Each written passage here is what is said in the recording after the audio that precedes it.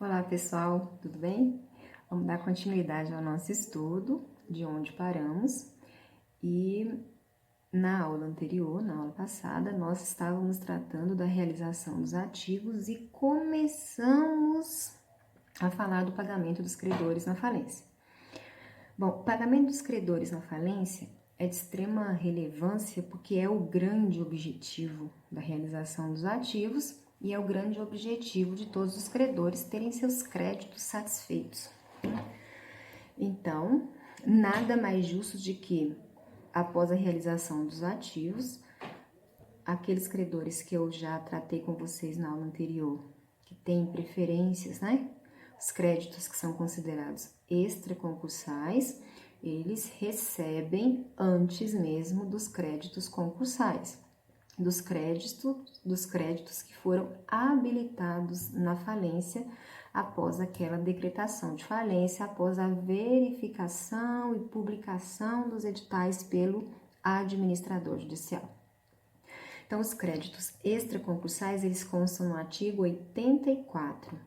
Então, são feitas as restituições, que nós já vimos, nós tivemos uma aula para tratar de restituições. São pagos os créditos extraconcursais, são pagas as despesas com relação à administração da falência, que consta no artigo 150 da Lei de Falências, e são pagos os créditos trabalhistas do artigo 151, limitados a 5 salários mínimos, né, de salários vencidos nos 3 meses anteriores à decretação de falência. Então, feitos estes pagamentos, né, começa então a fazer o pagamento e o rateio dos valores que ainda restaram entre os credores concursais, que são aqueles que se habilitaram na falência após a decretação dessa. Então, o artigo 83, ele traz a classificação dos créditos concursais, começando a estabelecer a necessidade de pagamento de créditos derivados da legislação do trabalho, limitados a 150 salários mínimos por credor. Então, mesmo que o credor, aquela pessoa que trabalhava para o falido antes da decretação de falência, esse ponto é muito importante. Vejam bem, se as verbas cobradas e devidas são devidas após a decretação de falência, essas verbas são extraconcursais. Essas verbas terão pagamento anterior ao pagamento dos créditos concursais. Então, se atentem a essa diferenciação, embora sejam créditos trabalhistas, mas como eu disse, pessoas que muitas vezes continuaram exercendo as atividades anteriores em razão da decretação, pelo fato de que houve autorização de dar continuidade à atividade, mesmo que de maneira provisória. Isso é possível. Então, esses trabalhadores terão direito aos créditos de uma forma extraconcursal. Então, eles não entram nessa classificação do artigo 83. Aqui são créditos anteriores à decretação de falência que estão sendo cobrados pela legislação trabalhista, tá? Através da legislação trabalhista, então, é limitado ao valor de 150 salários mínimos ou aqueles derivados de acidente de trabalho, porém estes sem um limite de valor. Então, rescisões não feitas, outros tipos de verbas trabalhistas mesmo, com relação a restituições de salário, horas extras, né? Adicional noturno, todas essas verbas trabalhistas, elas entram no inciso 1 até o valor de 150 salários, cobrados antes da decretação de falência. Porém, as decorrentes de acidente de trabalho não tem um limite, não entra no limite de 150, tá? O valor pode ser superior e vai ser devido caso haja ativos, né? Caso hajam valores a serem pagos. A segunda classificação é referente a créditos com garantia real, até o limite do valor do bem gravado. O que que isso significa? O falido negociou com alguém, deu em garantia, né, um bem, um imóvel, um veículo, no valor X.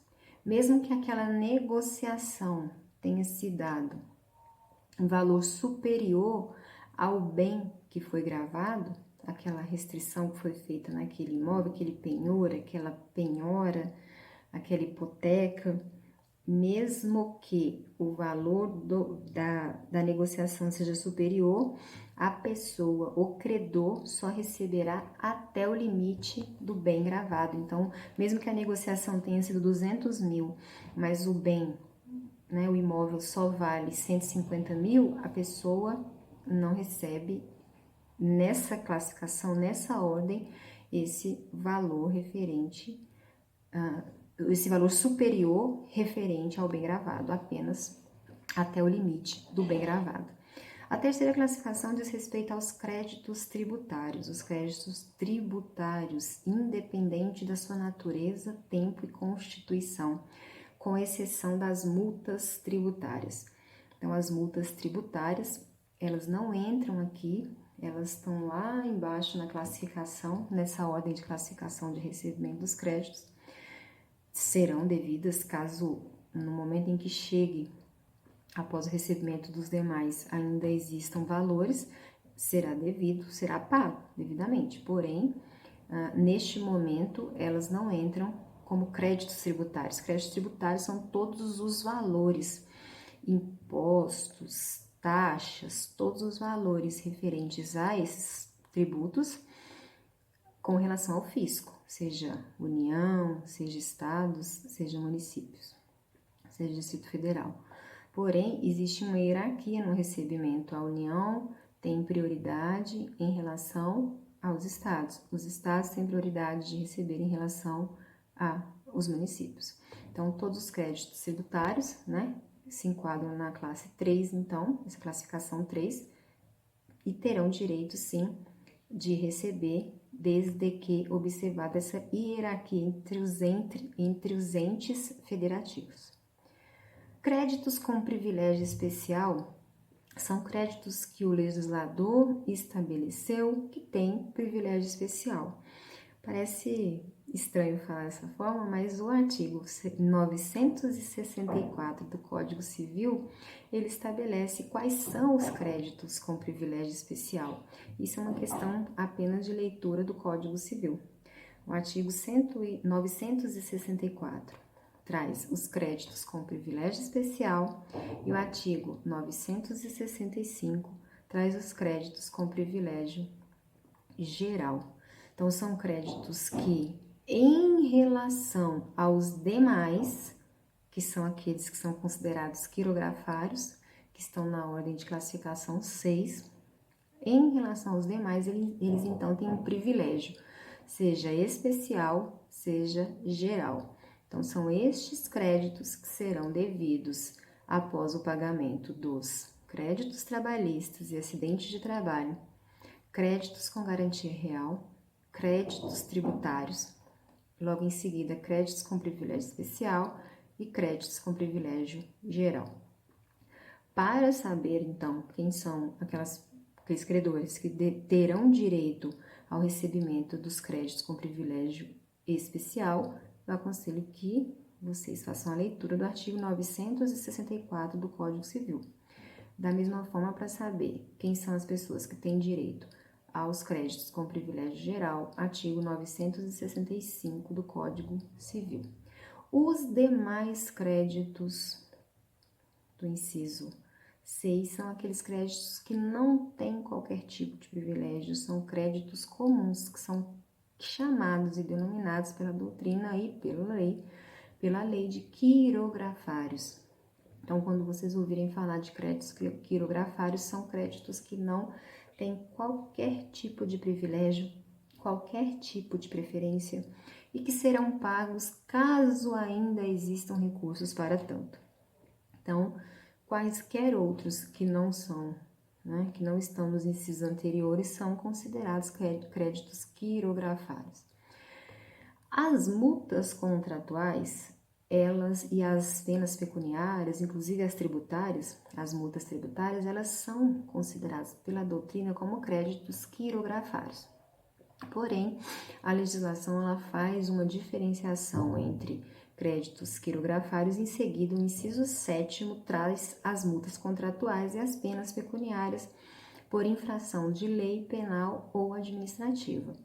Então, são essas multas referentes à rescisão de contrato, referente a valores que o empresário deveria ter pago com relação à questão administrativa, inclusive essas multas tributárias, o fato de ter deixado de declarar imposto de renda, o fato de ter deixado de emitir uma nota fiscal, todas essas multas, elas se enquadram aqui no inciso 7º e serão pagas após o pagamento dos anteriores, caso hajam recursos.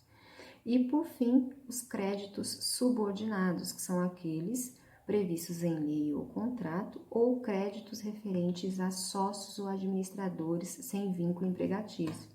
Então, seriam aquelas pessoas que teriam direito a determinados valores por prestarem determinados serviços à empresa falida, mas que vão ficar à mercê de aguardar se vai haver a possibilidade de pagamento dos seus créditos.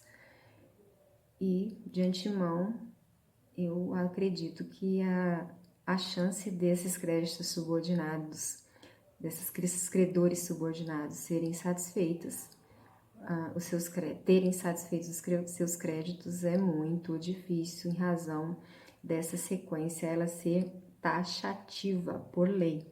Então, não há possibilidade de burlar essa ordem, inclusive todos os rateios são feitos na primeira classe, sobrando recursos do rateio, novo rateio com relação à segunda classe e assim sucessivamente até nós chegarmos nos créditos subordinados. Então, o pagamento é feito através dessa ordem de classificação do artigo 83 da lei. Peço aos senhores que façam a leitura de maneira atenta. Fiz várias observações no material didático que eu disponibilizei para vocês no SGA.